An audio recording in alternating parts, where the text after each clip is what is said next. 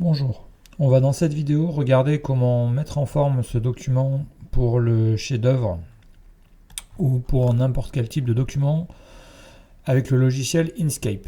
Donc on a ici un grand tableau qui est au format Google Sheets dans lequel on va retrouver des axes de réflexion, donc je vais m'en servir un petit peu pour ma présentation, et les stratégies clés également.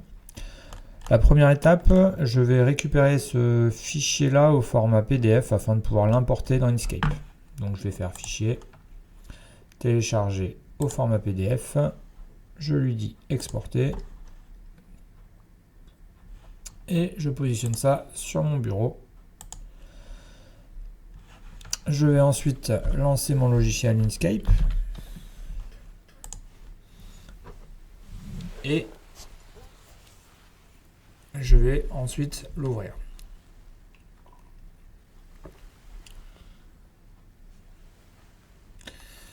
Inkscape vient de s'ouvrir, donc je vais me positionner sur un projet au format A3 paysage, donc fichier, propriété du document. Attendez, je vais rajouter le petit raccourci pour que vous voyez mieux ma souris. Voilà. Je vais donc venir me mettre au format A3 et paysage. On va mettre des marges, donc je vais aller sur les guides, je vais lui demander guide autour de la page, hop, et du coup je ferme. Je vais double-cliquer sur chacun des guides pour les positionner, donc en Y celui-là il faut que je le descende, je suis en millimètres, donc de 10 mm. Je lui dis OK. Celui-là, j'arrive pas à cliquer dessus. Voilà. Je vais le remonter de 10 mm, donc je vais le positionner à 287. Je lui dis OK. Celui-là, je le déplace en X de 10 mm. OK. Et celui-là, je le réduis en X de 10 mm, 410. OK.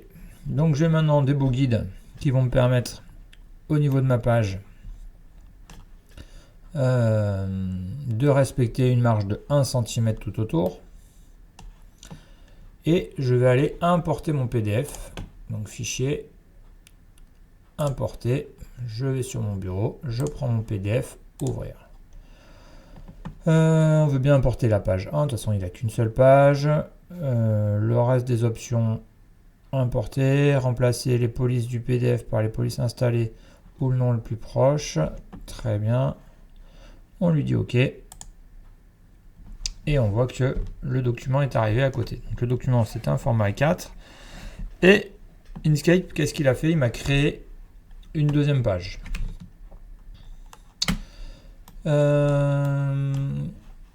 Ici, si je prends mon outil de sélection, si je clique dessus, on voit que mon PDF ici c'est un seul et même objet.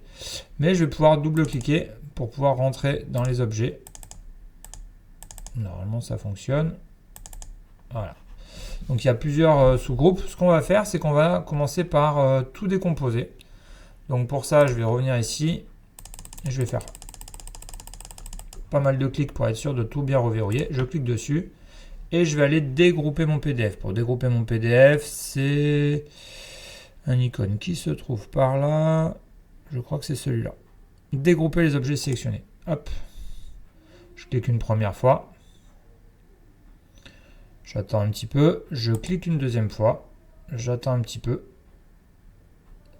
Je vais devoir certainement cliquer une troisième fois. Voilà. En cliquant donc 3 fois sur le dégrouper, j'ai réussi à dégrouper l'intégralité de mon PDF, ce qui va me permettre maintenant d'avoir chacun des objets ici. Donc là j'ai un objet texte, un objet texte. Alors attention, hein, cet objet texte, c'est un texte blanc sur fond gris. Donc si je le sors ici, je ne le vois plus. Donc peut-être la stratégie sera de changer de couleur avant de les déplacer. On peut voir qu'il y a des écritures qui ne sont pas très élégantes. Hein. Par exemple ici, le axe de réflexion. Les réglages des lettres sont pas bons. Pourquoi? Tout simplement parce que je suis sur une police qui n'est pas installée sur l'ordinateur. Elle était sur mon document Google Sheets. mais je ne l'ai pas installé sur l'ordinateur. Donc Inkscape l'a remplacé par une police proche et ça fait des petits effets comme ça qui sont pas très jolis. Mais ça sera corrigé à partir du moment où vous allez changer de police avec Inkscape. Donc on va commencer la conception. Alors on va garder le document à droite et puis on va soit faire des copier-coller, soit des déplacer. Hein.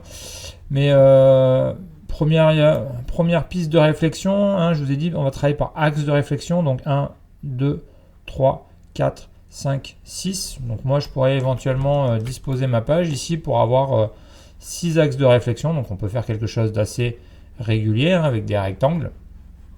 Donc on va commencer peut-être par faire des rectangles. Et puis on va voir ce que ça donne. Donc je trace un premier rectangle comme ça. Et si je veux faire quelque chose de extrêmement précis, je vais pouvoir rentrer les dimensions de mes rectangles. Donc ici j'ai 410 mm, donc il faudrait que je fasse 410 divisé par 3 par exemple, pour mettre 3 rectangles en haut, 3 rectangles en bas. Donc dans la largeur de mon rectangle, je vais sortir la calculatrice, hein, ça sera plus simple. On va faire 410 divisé par 3.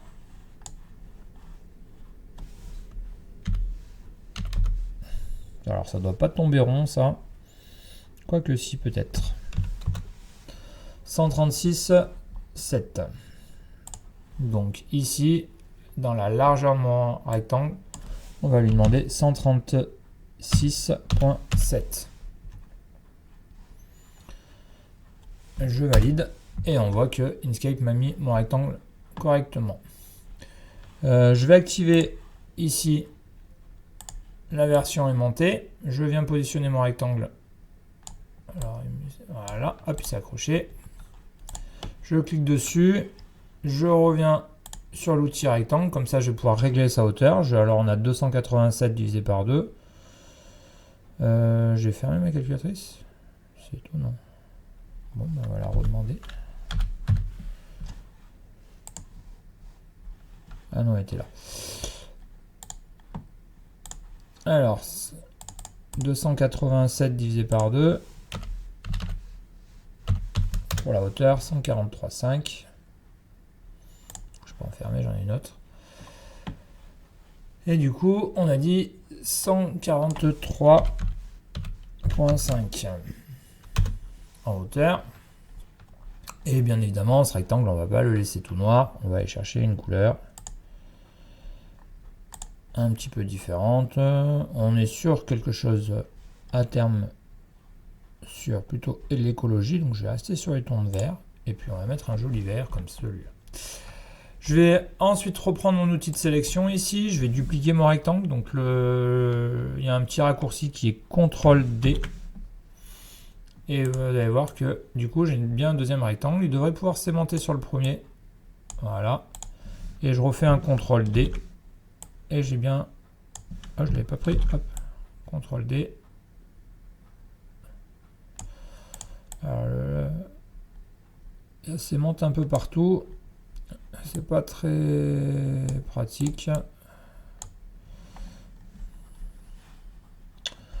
Je travaille pas souvent avec les aimants. On verra.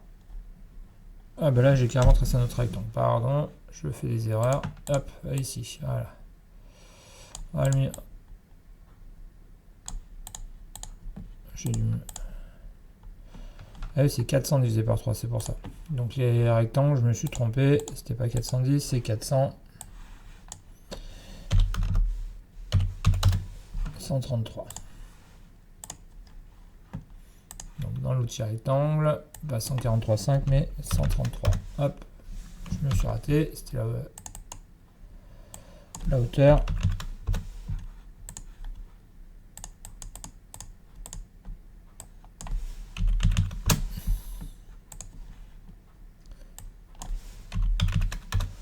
Voilà.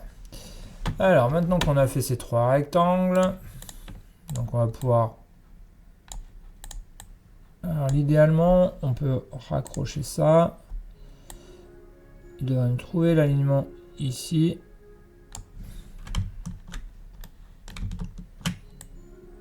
Voilà.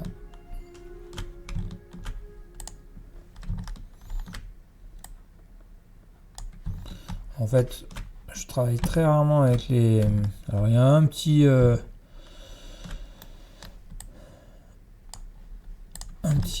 espace, mais à la limite c'est pas vilain. Et on va dupliquer ces 3 rectangles. Donc je vais appuyer sur mon premier rectangle, j'appuie sur Shift pour sélectionner les 3 rectangles, je fais CTRL D et je vais les déplacer en dessous. Bon, maintenant on va pouvoir s'amuser à changer la couleur des rectangles. Donc là on reste peut-être sur les tons de vert. On peut proposer quelque chose d'un petit peu... Peut-être aller chercher encore un peu plus clair.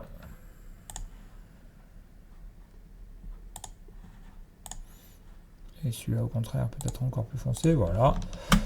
Et on pourrait s'amuser à aller écrire à l'intérieur ici en prenant nos textes. Donc on va prendre nos textes, on va les déplacer. Alors j'ai pris tout le tableau, on me dira on peut le supprimer, on n'en a pas avoir besoin, ça sera pas beau. Là j'ai un deuxième élément, je peux le supprimer. Est-ce que je vais arriver à prendre mon texte? Je peux arriver à prendre mon texte ici.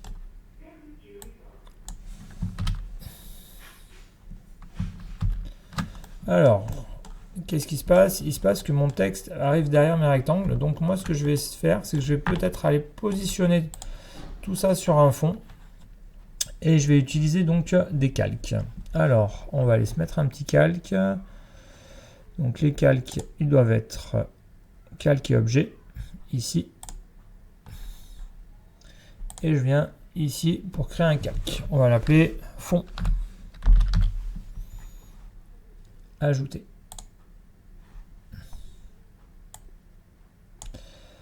Tous mes objets ici, rectangle, texte et ainsi de suite, donc tous mes rectangles, je vais vouloir les mettre sur le calque fond. Donc on va le déplacer vers le calque fond, déplacement. Voilà, donc mes objets sont maintenant à l'intérieur de mon calque fond. Et mon calque fond, je peux le verrouiller, l'afficher, ne pas l'afficher. Maintenant que celui-ci est verrouillé, je vais pouvoir prendre mes objets ici et les faire déplacer. Alors, on va y arriver.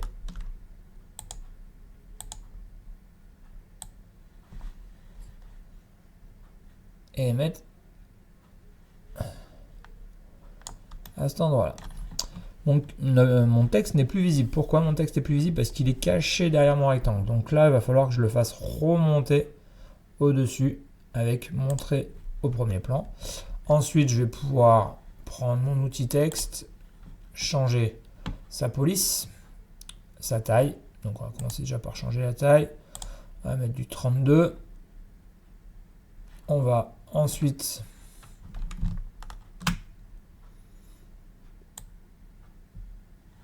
agrandir, voilà.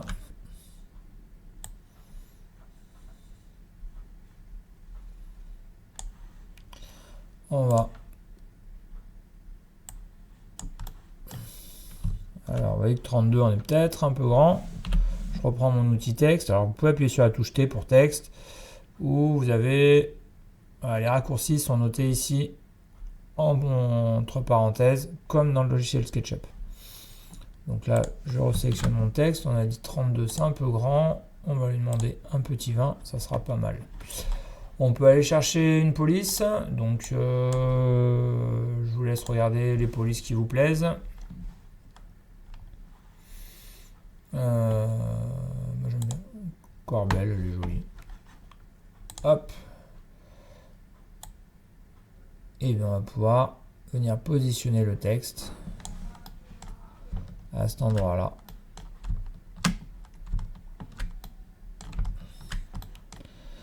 Dans les inspirations, il y a plusieurs axes à mettre en place.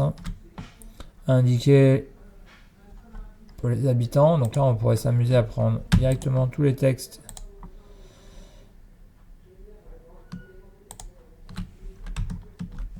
et pour chacun de ces éléments-là, je les déplace. Je viens les mettre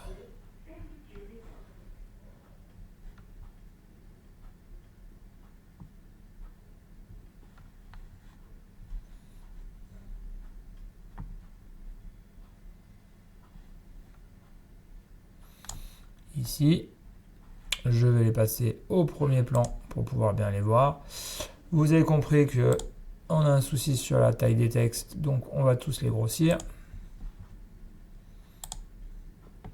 Et ensuite, avec l'outil texte, quand je clique à l'intérieur, il va falloir que j'agrandisse pour que Inkscape puisse me recalculer. Donc, vous pouvez faire comme cela. Vous les mettez déjà tous en ligne. Et puis après,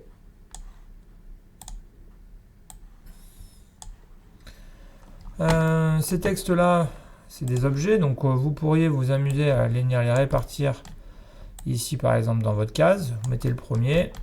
Vous indiquez le premier et le dernier. Et avec la fonction répartition ici,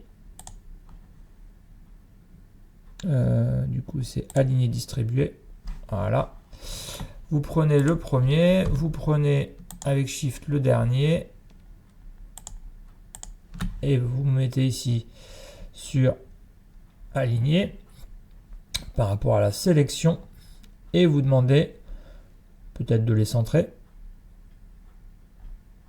Bon, plutôt aligner à gauche, ça sera plus joli. Donc là, ils sont tous bien alignés, et vous les distribuez ici en hauteur. Hop. Maintenant qu'on les a distribués en hauteur, ce qui serait intéressant, c'est que ceux qui dépassent de la case ne dépassent plus de la case. Donc on va aller reprendre l'outil texte. Je vais cliquer sur celui-là.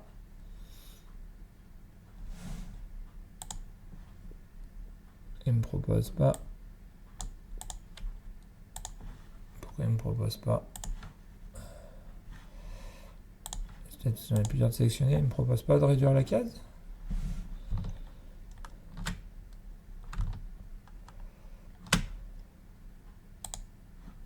Ah si, c'est que le point était tellement loin que je ne le voyais pas.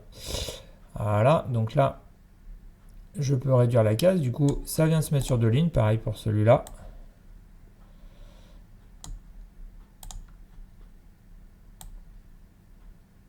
Pareil sur... Voilà.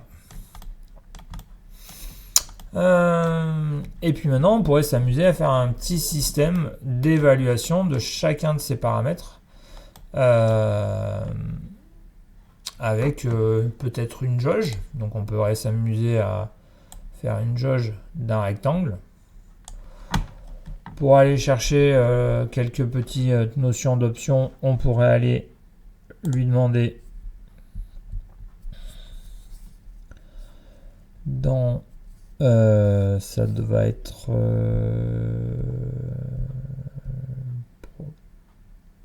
ah ben non, ben voilà, pourquoi je le vois pas, il est là. Dans les fonds et contours,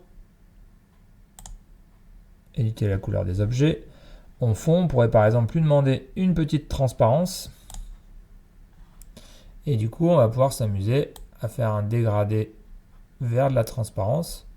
Donc là, par exemple, ça serait un paramètre qu'on aurait beaucoup indiqué. Cet objet-là, je le duplique.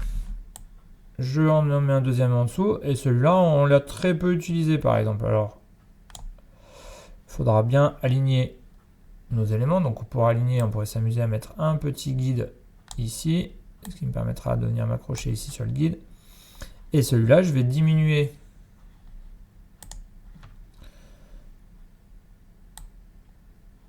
le dégradé. Je suis raté.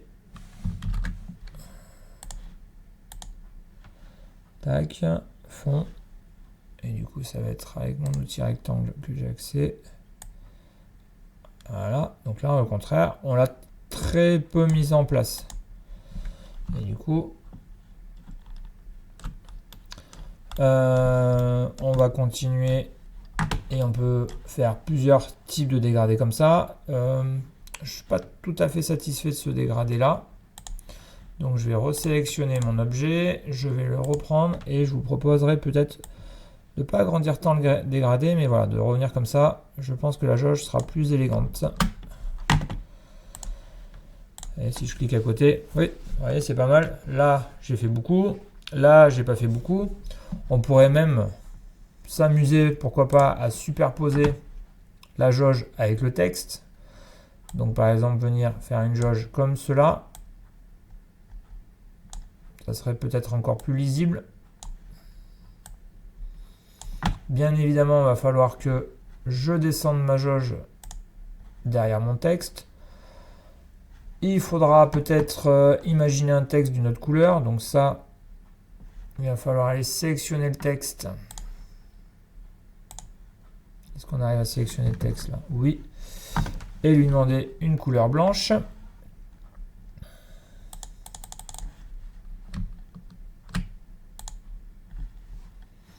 On va regarder ce que ça donne. Vous voyez, ça peut être intéressant. Et là, au contraire, la jauge. Alors, je vais mettre le texte en blanc tout de suite, ça sera plus facile. Voilà. Et là, je prends ma jauge. Je viens la mettre au niveau de mon texte. Voilà. Et je viens la descendre d'un coup. J'ai dit la descendre, pardon. Hop, pour avoir le texte au-dessus. Et vous voyez, on peut avoir là beaucoup, là un peu moins, et ainsi de suite. Donc on pourrait s'amuser à faire des choses comme ça. C'est une première version. On peut faire aussi, dans les jauges, on pourrait s'amuser à faire des petites étoiles. On a l'habitude, hein, là, faire une étoile.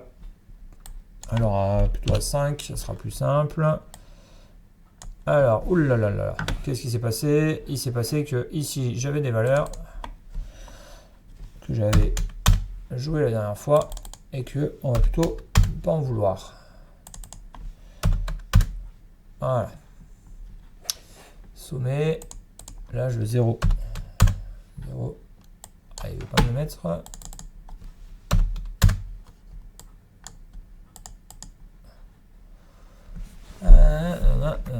Ok, alors là, il faut que j'arrive à attraper le petit point. Voilà, pour faire une étoile toute simple. Donc on peut la même faire un peu grossière. Du coup, je reviens ici. Je vais faire tourner mon étoile. Donc je reclique dessus. Et ça me permet de la faire tourner. Voilà. Il n'y a pas un bouton pour réinitialiser les objets là? Ça doit être ça. Voilà. Du coup, sommet 5, ratio des rayons, je veux 0. Ah bah non, mais ok. Donc hop. Je la trouve légèrement tournée, mon étoile.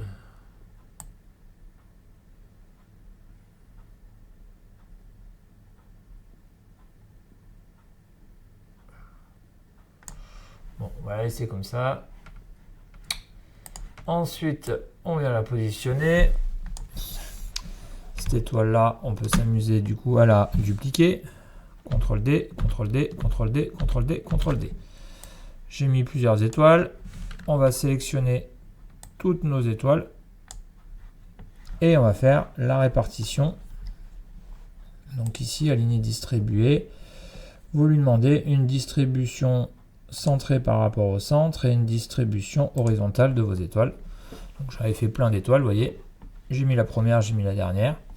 Et puis après, bah, tout simplement, on peut s'amuser à dire que la première étoile ici, alors il faut désélectionner, resélectionner. On la veut jaune, jaune,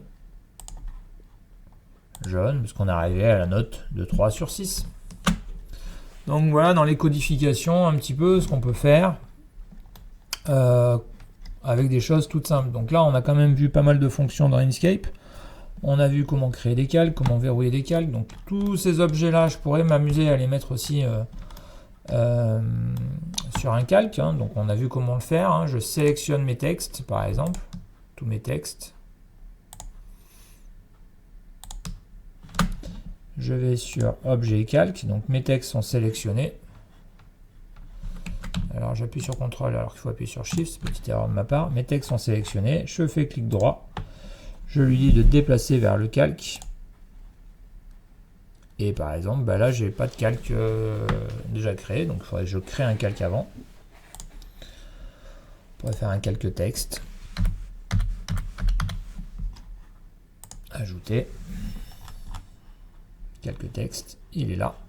Et je prends mes textes pour aller les positionner sur un calque.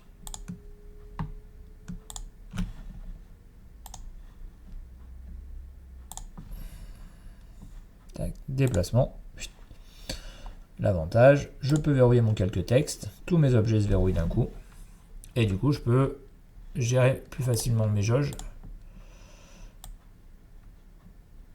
Même si celles-ci sont derrière mes textes. Bien évidemment, on pourrait s'amuser à faire un autre fond. Donc on va masquer ce fond. On va faire un fond 2 pour voir ce qu'on pourrait faire. Donc je masque ce fond. Fond 2, on peut imaginer quelque chose de circulaire aussi. Hein. Donc avec des bulles comme ça qui pourraient venir se chevaucher. Donc là, j'ai dupliqué ma bulle. J'en fais une deuxième, je lui change la couleur. On pourrait s'amuser aussi à mettre certaines bulles transparentes. Donc je viendrai cliquer ici et je viendrai par contre lui mettre un contour. Donc j'appuie sur Shift pour appliquer le contour. Et il va falloir que j'aille ici, dans style de contour, lui donner une épaisseur de contour pour que le contour soit visible. Au niveau des jauges, on pourrait s'amuser à faire quelque chose aussi de circulaire, par exemple, en disant mon projet, c'est 50% d'énergie, c'est 40% de biodiversité, et ainsi de suite. Donc on pourrait s'amuser à faire un gros cercle au milieu, avec un diagramme circulaire, et mettre tous les éléments autour. La forme est complètement libre, le tout c'est de bien être sur un format A3. Donc on a vu un petit peu comment manipuler les objets dans Inkscape. Dans les objets qui peuvent être encore intéressants à vous montrer, je pense que les carrés, les cercles et les polygones, c'est une bonne base. Il nous reste les outils tracer des courbes de Bézier. Donc tracer des courbes de Bézier, je clique, je fais des lignes droites. Mais si je fais un clic glissé, ça va me permettre de sortir les tangentes. Et quand je valide avec entrée, Inkscape me crée la forme. Mais la forme, il me la crée avec soit un remplissage, soit pas de remplissage. Donc là, j'étais avec un mode où j'avais pas de remplissage, ça m'a juste tracé le contour. De la même manière que si je veux créer une forme fermée, quand je vais venir fermer, il va me proposer également le remplissage. Je vais dans tous les cas pouvoir éditer ces formes de Bézier ici. En éditant les points. Et si je prends ici, vous voyez, ça me permet encore d'aller sortir les tangentes pour vraiment dessiner les formes telles que je les souhaite. Donc ça laisse libre cours à votre imagination.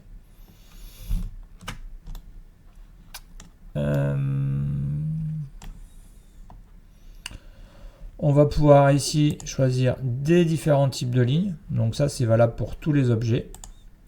On pourra marquer des marqueurs de début, des marqueurs de fin, par exemple. Alors, on va se faire là-dessus. Je vais pas le faire là-dessus, je vais faire sur un autre objet. Donc là, je dessine des... pardon, je me suis trompé, c'est celui-là que je voulais prendre. Là, je dessine à main levée. Pas très intéressant.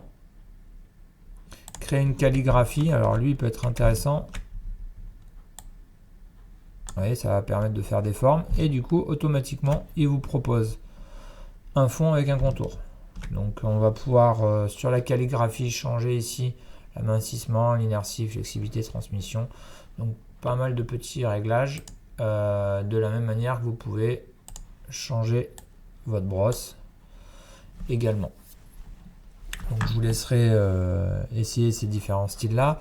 Et je vous ai dit montrer les marqueurs. Donc les marqueurs, on va plutôt les montrer sur quelque chose qui n'aurait pas de fond.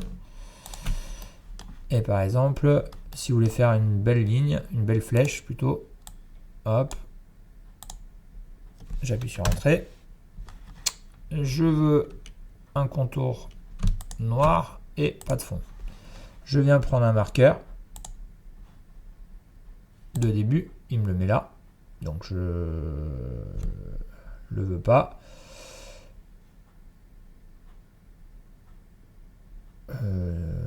Marqueur de début, si j'en veux pas, je fais comment d'ailleurs?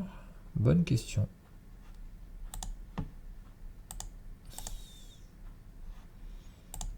Voilà. Et marqueur de fin, ici. Bien évidemment, normalement avec la nouvelle version d'Inkscape, si vous changez la couleur de la ligne, ça vous change la couleur du marqueur. Je vais en rester là pour cette vidéo de présentation d'Inkscape et n'hésitez pas à poser des questions pendant les cours.